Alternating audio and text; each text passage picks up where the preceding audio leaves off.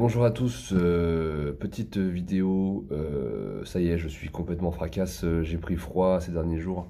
Voilà, donc je vais être un petit peu court, j'ai un peu la crève, j'ai pas le Covid, hein, je vous rassure.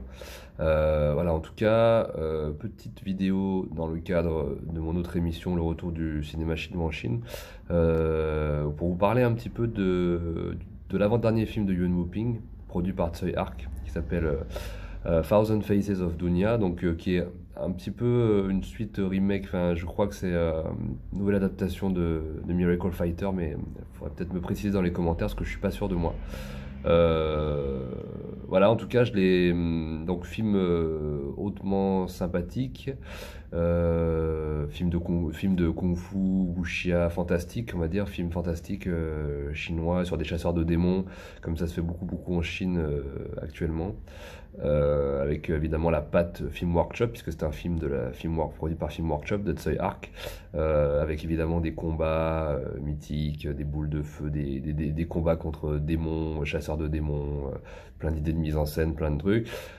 Film que j'aime beaucoup au demeurant, puisque ça correspond vraiment à la période des films hongkongais que j'aime bien, qu'on pouvait voir à l'époque, comme les histoires de fantômes chinois, les Swordsman, les Oulérés de la montagne magique. Voilà, tout un tas de wuxiapian fantastiques qu'on pouvait voir dans les films chinois beaucoup plus fauchés. Aujourd'hui, ben, grâce au nouveau cinéma chinois, on a la chance de regarder des films hongkongais, on va dire, de l'époque, adaptés à la sauce chinoise, mais avec de plus gros décors, plus gros budget, plus gros effets spéciaux, etc. Plein d'acteurs, plein de costumes, plein de décors, comme je l'ai répété plusieurs fois. Donc ça, c'est plutôt cool. Après, le film, c'est vrai que je le trouve un peu long. Il dure 2 heures.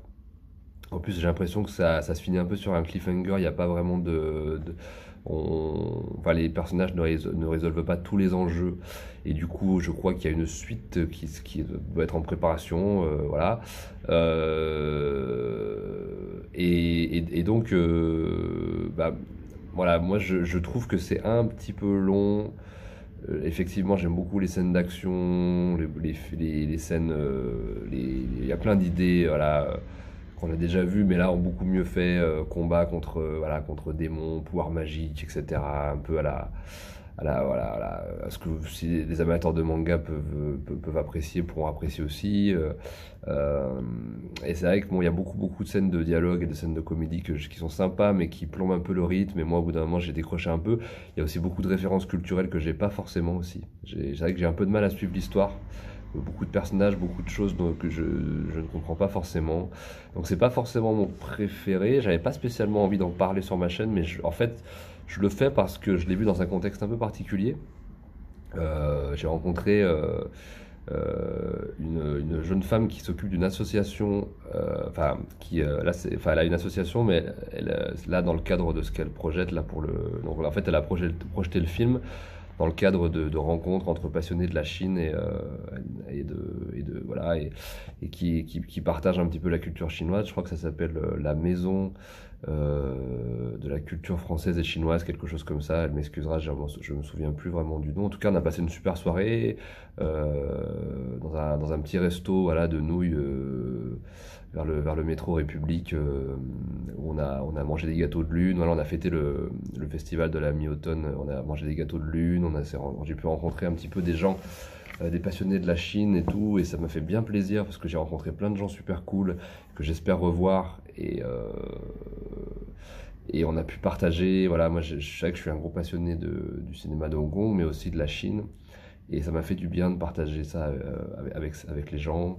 Je pense qu'on va organiser peut-être d'autres soirées, je vais essayer peut-être de filer 2 3 coups de main pour que ça se passe mieux, puisque là effectivement c'était sur une télé, voilà, dans des conditions un petit peu précaires, mais ça sera bien mieux la prochaine fois. En tout cas, voilà, c'était une super soirée, super cool, et donc j'ai vu Thousand Faces of Dunya dans ce contexte, entre passionnés, voilà, de films chinois. Les gens n'ont pas forcément accroché, certains ont aimé, d'autres ont vraiment pas aimé, d'autres se sont ennuyés, etc. Mais c'est vrai qu'il y a aussi une mise en contexte, et peut-être pas le film le plus accessible pour attaquer le cinéma chinois. Donc je vais essayer voilà, de les aider pour le prochain film à à faire le pont voilà, entre les gens et le cinéma chinois, peut-être présenter peut-être plus les films dans voilà, dans des endroits un peu plus confortables pour regarder les films, puisque c'est vrai que là c'était un petit peu rudimentaire, mais bon, voilà, c'était une première approche, un premier contact très sympa. Et je remercie tous les gens vraiment qui étaient présents à cette soirée. Je remercie Jay, donc Noémie, qui est l'organisatrice de tout ça, le restaurant qui nous a accueillis, etc. Et j'espère qu'on pourra refaire ça très vite entre passionnés parce que c'était vraiment vraiment cool. Voilà, après, par rapport au film, bah, moi je regardais-le, il est disponible sur Netflix. J'ai pas grand-chose d'autre à dire dessus. Je sais pas si vous allez accrocher. Moi je vous dis, j'ai bien aimé le côté, on refait le cinéma de Hong Kong, mais en mieux pas en mieux au niveau forcément de l'énergie et de la folie de l'époque, mais plus au niveau du budget. Voilà, on a des budgets beaucoup plus confortables, c'est quand même très très beau, c'est quand même très très bien fait. Bon, les effets spéciaux évidemment chinois, comme d'habitude, sont un peu rudimentaires, ils n'ont pas encore le niveau des films du cinéma américain, mais en tout cas c'est hyper cool. Et puis moi j'adore Yuen Woo-ping. Alors c'est un genre, il l'a fait juste avant Ip Man, pas Ip Man, le film avec Max Zhang là, que j'ai beaucoup aimé. Ip Man Legacy, Master Z. Excusez-moi, c'est la crève qui me fait un petit peu ralentir. Voilà, Master Z qui était, je crois, son dernier film, super film d'ailleurs, hein, je vais peut-être en parler d'ailleurs sur ma chaîne d'un de ces quatre, mais c'est vraiment, vraiment super film, avec Max Zhang.